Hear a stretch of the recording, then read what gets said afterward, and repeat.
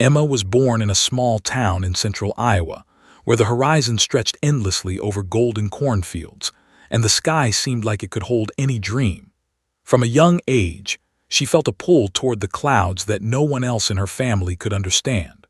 While her friends played in the fields or helped on family farms, Emma would sneak away with a pair of binoculars, studying the contrails left by airplanes high above. Each streak in the sky ignited something inside her, a yearning to soar, to leave the familiar fields behind and carve her own path in the air. Her father, a kind but practical man, often teased her about her obsession with planes.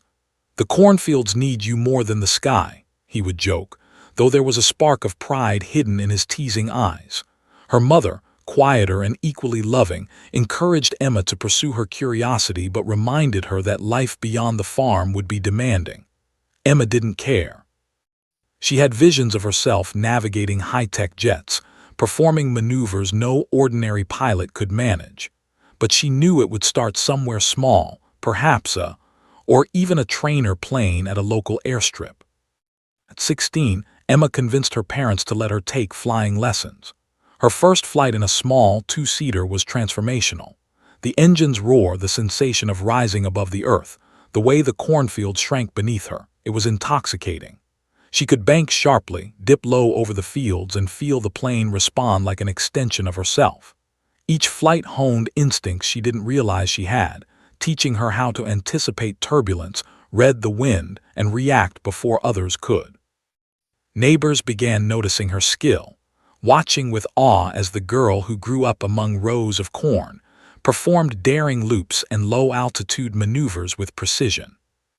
School life was ordinary, but Emma's mind always lingered in the sky. She studied aerodynamics in books, memorized flight manuals, and even tinkered with small engines, trying to understand the principles that made planes soar. Teachers noticed her diligence, and while most classmates assumed she would remain small-town bound, Emma quietly planned her escape.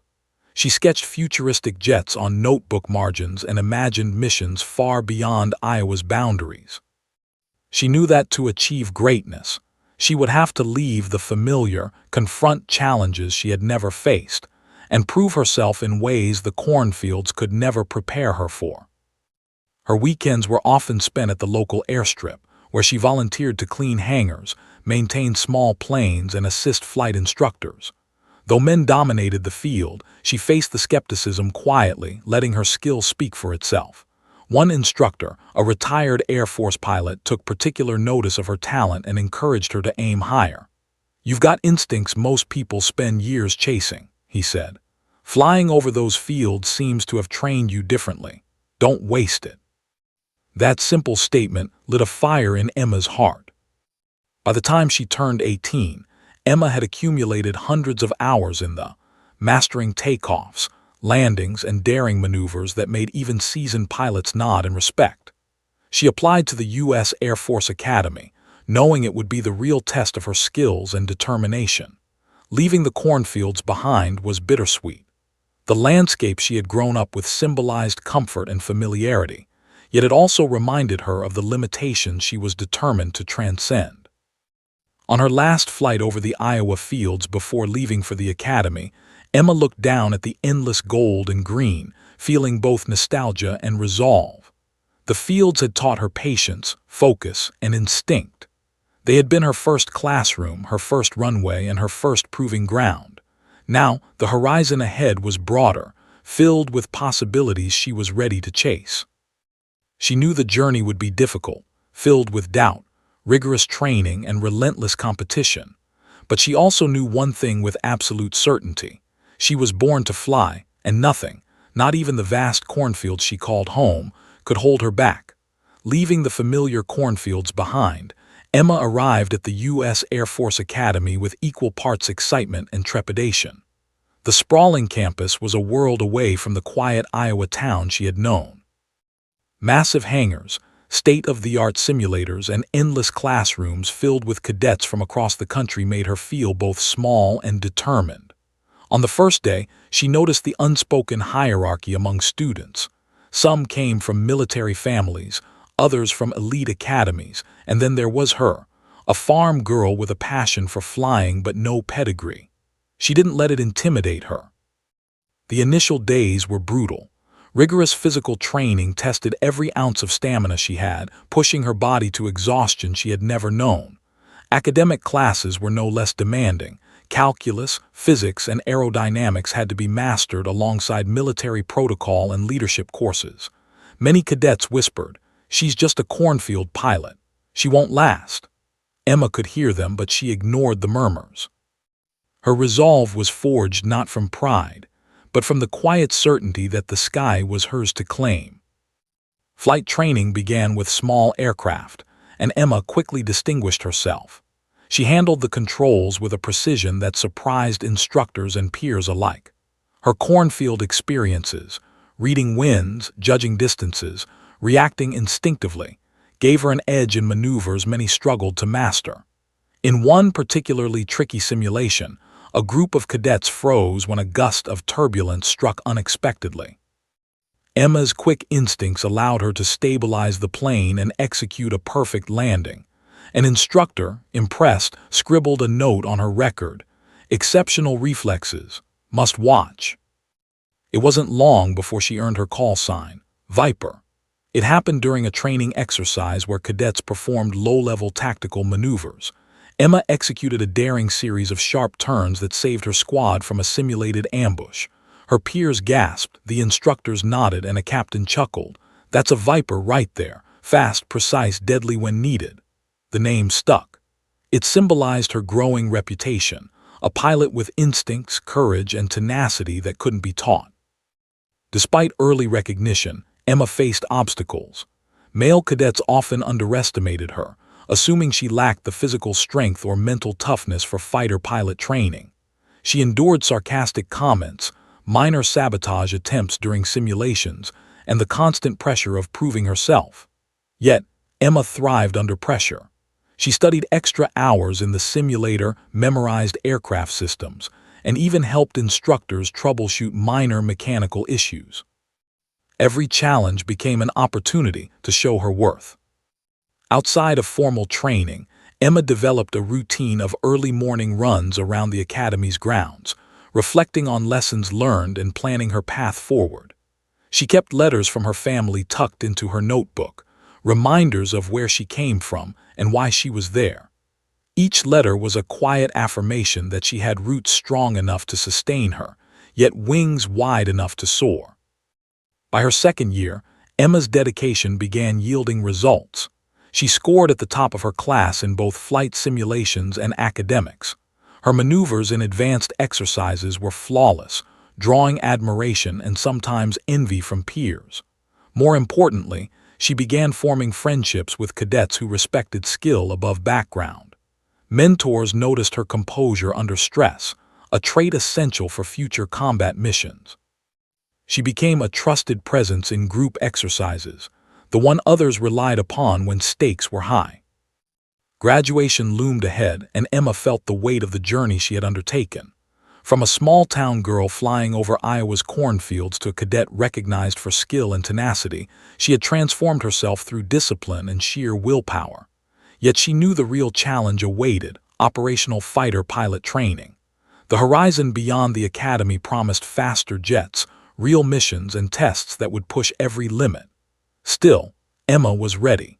She had proven she belonged. She had become Viper, a name that would follow her into skis far beyond what she had ever imagined. Graduation from the Air Force Academy was both exhilarating and terrifying for Emma.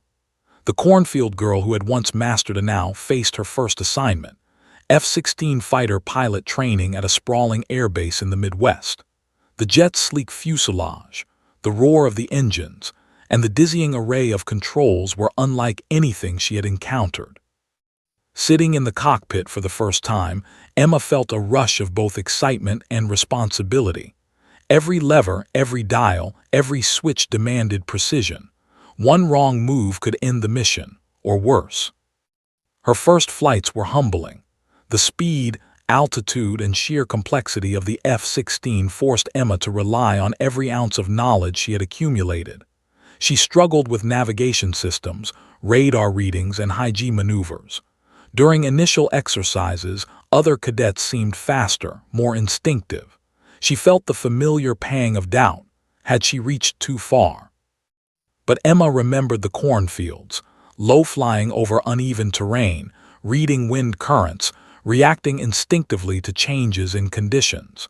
That experience had given her reflexes no classroom could teach. Slowly, she began to trust herself. During one simulated dogfight exercise, Emma faced off against a seasoned pilot who had trained for years. The simulation demanded sharp turns, evasive maneuvers, and split-second targeting. At first, the other pilot had the advantage, forcing Emma into defensive loops. Then instinct took over. Her years weaving between cornstalks, judging distance and timing, kicked in. She executed a sudden roll, flipped the advantage, and maneuvered behind her opponent, tagging the virtual target with precision.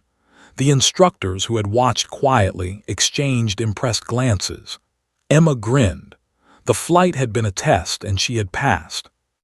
Her call sign, Viper, began to carry weight beyond mere nickname. Fellow trainees whispered about the girl from Iowa who could anticipate maneuvers before they happened. Some initially skeptical cadets now watched her closely, trying to understand how someone so seemingly inexperienced could perform with such fluidity and confidence.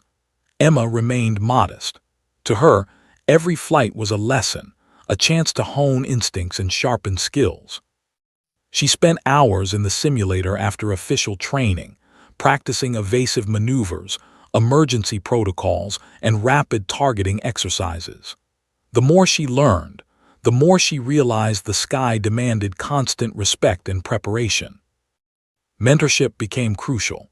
Emma found guidance in a senior pilot lieutenant who recognized her potential. He pushed her harder than anyone, critiquing every decision and praising every success. "Viper," he said one evening after a flawless mission simulation, "you see the sky differently. Trust that instinct, it's what separates good pilots from great ones." His words stayed with her. Emma knew instinct alone wasn't enough. Skill, strategy, and mental toughness were equally important. She trained tirelessly, blending theory and instinct into a seamless approach that soon caught the attention of her instructors. By the end of the semester, Emma was executing maneuvers with precision rivaling veterans. She mastered formation flying, high-speed targeting, and complex aerial combat simulations. What had begun as hesitation and doubt transformed into confidence and control. For the first time, she understood that flying an F-16 wasn't about size, strength, or background. It was about mental agility, courage, and intuition. The cornfields had taught her the latter, the academy had taught her the discipline, and now the jet demanded integration of both. But the real test awaited beyond training, deployment in operational conditions. Emma knew the stakes were higher than any simulation. Decisions made in the air could save lives or cost them. She felt a mixture of excitement and apprehension as she prepared for her first assignment overseas.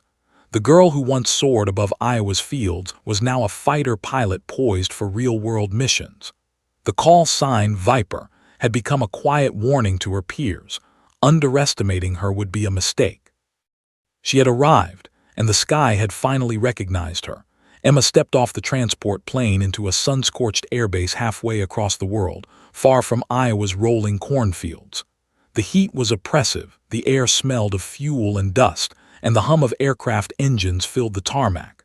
Her first deployment had begun, and reality hit harder than any simulator. This wasn't practice. This was operational combat. Every decision she made in the cockpit could have real consequences. Her training had prepared her, but nothing could replicate the intensity of flying over hostile territory, where danger lurked below and above, unseen until it struck. Her first mission was reconnaissance, monitoring a convoy suspected of insurgent activity. She soared in her F-16, scanning the terrain with precision. Instinctively, she noticed subtle movements, a glint of metal, unusual tire tracks, shadows shifting in a way that hinted at hidden threats. While other pilots focused on instruments, Emma relied on both systems and instinct, honed over years weaving between Iowa cornfields. She identified a potential ambush point, directing ground forces away from danger. Her quick thinking earned nods from her squadron leader, though she kept her focus firmly on the mission. Tension became routine. Every sortie demanded split-second decisions: when to climb, when to bank, how to evade potential attacks while protecting Allied units. Emma thrived under pressure. Her calm, calculated demeanor reassured other pilots, even in life-threatening situations. The same instincts that guided her low over cornfields now allowed her to anticipate threats at hundreds of miles per hour. She became known as reliable, precise, and fearless, a pilot who could navigate both the chaos of combat and the complexity of modern military technology. During a midweek sortie, a neighboring squadron experienced a mechanical failure midair. Emma coordinated their safe return, maintaining communication under constant threat from simulated enemy forces. Her leadership in the air was subtle yet decisive. She wasn't commanding through authority alone, but through demonstrated skill. Fellow pilots began to pay attention. The whispers started. "That's Viper up there. Watch her moves." Skeptics who had doubted her small-town origins were now recognizing her as an asset. Respect, hard-earned, began to replace doubt.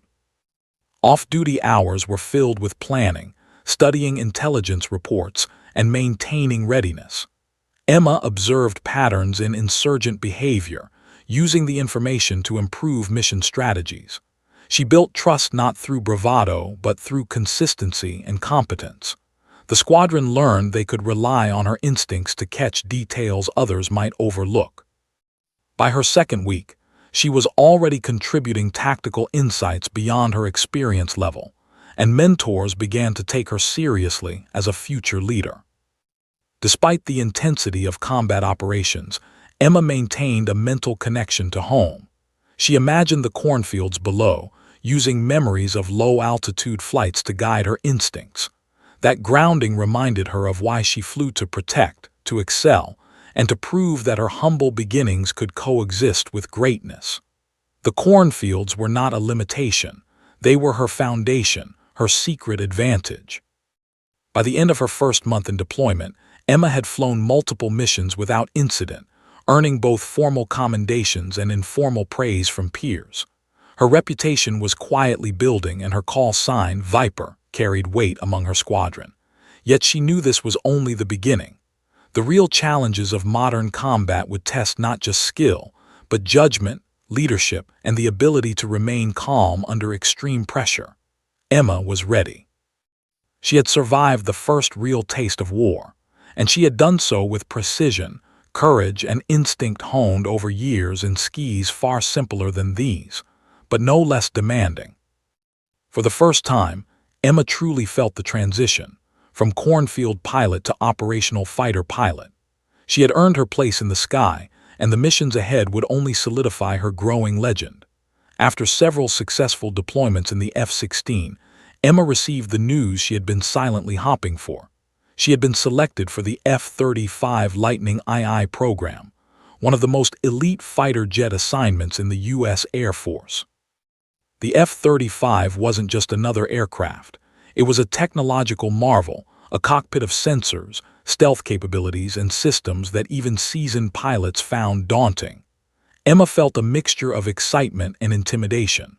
The girl who once flew over cornfields now faced machines more advanced than she had ever imagined. The stakes were higher, the challenges more complex. Her first days in F-35 training were grueling. The simulators were unforgiving, the curriculum relentless, and every mistake. Systems overload, multi-level targeting protocols, and advanced sensor management demanded focus beyond anything she had encountered. Emma stumbled initially, fumbling with controls and misjudging virtual combat scenarios. Frustration gnawed at her, but she refused to quit. She remembered her earliest lessons: patience, practice, and trust in instinct. Her cornfield experience had taught her adaptability. Now she combined it with technical mastery. Slowly, the simulator sessions began to yield results. During one particularly challenging simulation, Emma was tasked with coordinating multiple drones while evading enemy jets. The digital sky was chaotic, the simulated missiles fast and unpredictable. Emma hesitated for a fraction of a second, but then her instincts kicked in. She predicted enemy maneuvers, repositioned her squadron, and neutralized the threats with precision. Instructors watched in stunned silence, then exchanged approving nods. Lieutenant, her former mentor, leaned forward and muttered, "Viper, you're exceptional." The call sign, once a casual nickname, now carried weight. Emma's reputation as a pilot who combined instinct with intelligence was solidifying. Rival pilots were less subtle. Some tried to undermine her, questioning her ability to handle the advanced F-35 systems. But Emma stayed focused, letting performance speak louder than words. Every successful simulation, every precise maneuver eroded doubt. She even began helping other trainees troubleshoot their errors, offering insight without condescension. Her leadership skills, once dormant in the Cornfield skis, were emerging naturally in the elite training environment. She became a quiet anchor, someone others could rely on when stress and complexity threatened to overwhelm. Outside the cockpit, Emma studied relentlessly. Manuals, mission protocols, and simulation debriefs filled her nights. She learned stealth approaches, integrated strike planning, and advanced targeting methods. Each detail added depth to her instincts, turning raw talent into tactical genius. She began anticipating challenges before instructors could test her, predicting outcomes with uncanny accuracy. Viper was no longer just a skilled pilot. She was becoming a strategist, a leader capable of commanding advanced missions in complex theaters of war. By mid-training, Emma was excelling in exercises that had once seemed impossible. Her movements were precise, her decisions instinctive yet informed, and her composure unmatched. Other trainees began to whisper her call sign with admiration. For Emma, the achievement was personal as much as professional. She had gone from a small-town girl navigating cornfields to one of the Air Force's most promising pilots, poised to fly the most advanced aircraft in the world. As graduation from the F-35 program approached, Emma knew that elite assignments awaited: joint operations, high-stakes missions, and coordination with advanced drone and fighter squadrons. The real tests were still ahead, but for the first time, she allowed herself a quiet pride. The cornfields had shaped her instincts, the academy had sharpened her discipline, and the F-16s had built her courage. Now, in the cockpit of the F-35, Viper was ready to leave a mark that would be remembered far beyond the skis of Iowa. Emma had completed F-35 training, and now the real proving ground awaited: her first operational missions. Assigned to a joint squadron stationed overseas, she felt the weight of expectation and responsibility. The F-35 wasn't forgiving. Every mission demanded split-second decisions, coordination with multiple aircraft, and precision in both attack and defense. Emma's instincts, technical training, and years of disciplined practice would all be tested. From the moment she strapped into the cockpit, the hum of the engines felt like a heartbeat syncing with her own. She was no longer just a cadet or trainee. She was a pilot among pilots. Her first sorties involved integrated squadron maneuvers alongside drones and other fighter aircraft. Emma quickly realized that leadership wasn't about giving orders. It was about anticipating threats, making precise decisions, and earning trust. During a complex reconnaissance mission over hostile territory, she identified potential ambush points that others missed. Her communication was calm but decisive, guiding her squadron through a simulated firefight with impeccable timing. The mission debrief revealed that her split-second adjustments prevented simulated casualties and ensured mission success. Her peers, who had once questioned her abilities, now exchanged glances of respect. The girl from Iowa had arrived. Emma's call sign, Viper, carried new significance. No longer just a nickname from training days, it became a symbol of precision, instinct, and reliability. Pilots referred to her as a benchmark. If Viper could anticipate, adapt, and succeed, then the squadron could rely on her. Even instructors and commanding officers began to take notice, quietly praising her composure under pressure. Emma understood that recognition wasn't the goal. It was a byproduct of excellence, but it reinforced her confidence as she prepared for increasingly complex missions. One mission stood out as a turning point. A joint exercise simulated a high-threat environment, enemy aircraft, surface-to-air missiles, and rapidly changing conditions. Emma led her squadron, coordinating attacks and evasive maneuvers while managing her own craft at extreme speeds. Her decisions were precise, her timing flawless. By the end of the exercise, her squadron completed every objective with minimal simulated losses. The commanding officer pulled her aside afterward. "Viper," he said, his voice tinged with admiration, "you just set the standard for every pilot here. Exceptional work." For the first time, Emma allowed herself a quiet moment of pride. Rival pilots who had once scoffed at her small-town background now sought her advice. Emma handled their questions graciously, never boasting but always demonstrating skill and knowledge. Her reputation grew not through arrogance but through consistent performance. In casual conversations around the hangar, younger pilots spoke of her quietly. "That's Viper. Watch her, learn from her." She had become both a peer and a mentor, a rare combination in a high-stakes environment. Off-duty, Emma maintained the discipline that had carried her this far. She studied mission protocols, intelligence reports, and even the psychological patterns of potential adversaries. Every detail mattered. Every lesson learned added depth to her instincts. She knew that operational excellence wasn't about a single heroic act. It was the culmination of preparation, foresight, and composure under pressure. By the end of her first operational quarter, Emma's performance had earned her both formal commendations and informal admiration. The girl who once flew over cornfields had become a respected F-35 pilot, a reliable leader, and a symbol of what determination, skill, and courage could achieve. Viper was no longer just a call sign. It was a mark of distinction, recognized and respected across the squadron. Emma gazed at the sky one evening from the tarmac, remembering the endless fields of Iowa. The world was vast, the missions complex, and the challenges ongoing, but she had proven she belonged. And in the cockpit of the F-35, she knew she had found her true place. Emma had flown numerous missions, earned respect, and honed her skills, but nothing compared to the high-stakes operation that would define her career. Intelligence reports indicated a hostile faction had captured a strategic ally in a remote region. Air support was limited, and the mission required precision, coordination, and split-second decision-making. The squadron looked to Emma for leadership. The pressure was immense. This was not training. One wrong move could cost lives. For the first time, she felt the full weight of responsibility, the kind that could make or break a pilot's legacy. As the mission commenced, Emma led her squadron into hostile airspace. The F-35 stealth systems allowed them to avoid detection initially, but radar soon picked up incoming threats. Enemy aircraft maneuvered aggressively, and surface-to-air missile systems activated. Emma's instincts, honed from countless hours over Iowa cornfields and countless simulations, took over.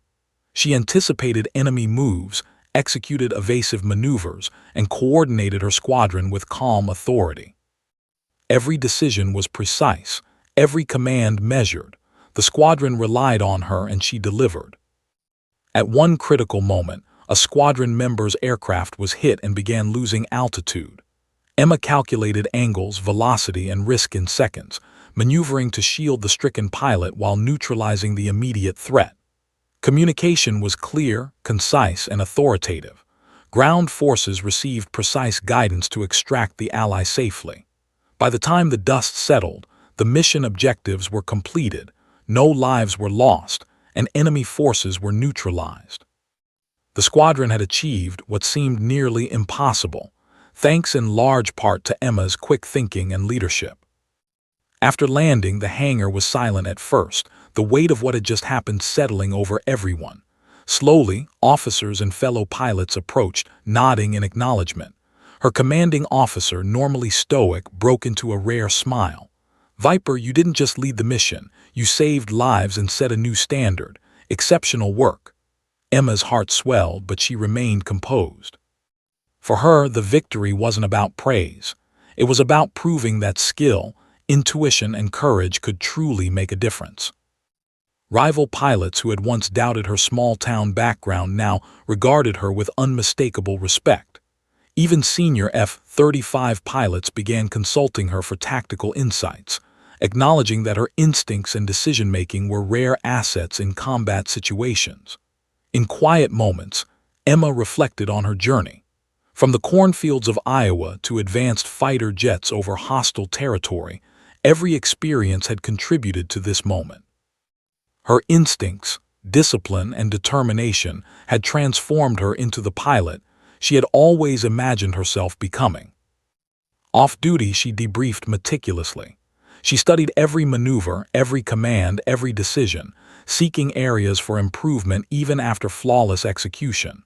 This relentless pursuit of excellence was what set Emma apart. Viper was more than a call sign now. It was a symbol of trust, precision, and fearlessness in the skies. Young pilots began looking to her as a model, understanding that the combination of skill, instinct, and composure under pressure was what separated great pilots from the rest.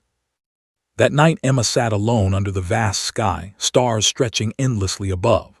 Memories of the Iowa cornfield surfaced, the winds, the open space, the sense of freedom. They had shaped her instincts, given her patience, and taught her to trust herself.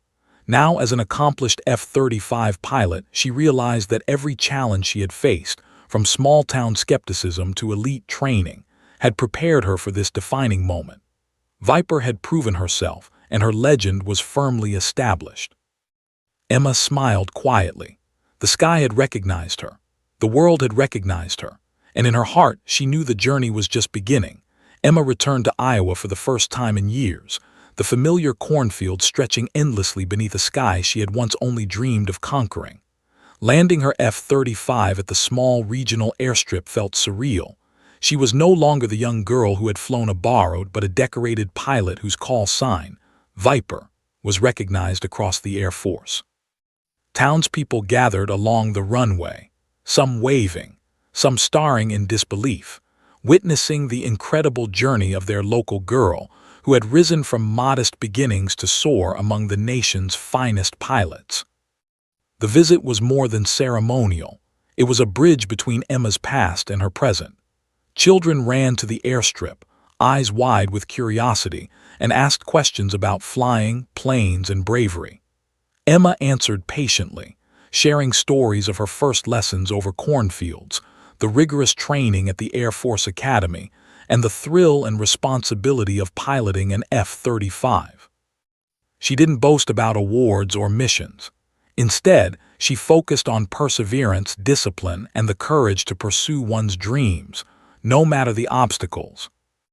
Local news crews covered her return, capturing footage of the girl who had become a symbol of ambition and achievement. Interviews revealed not only her professional accomplishments but also her humility.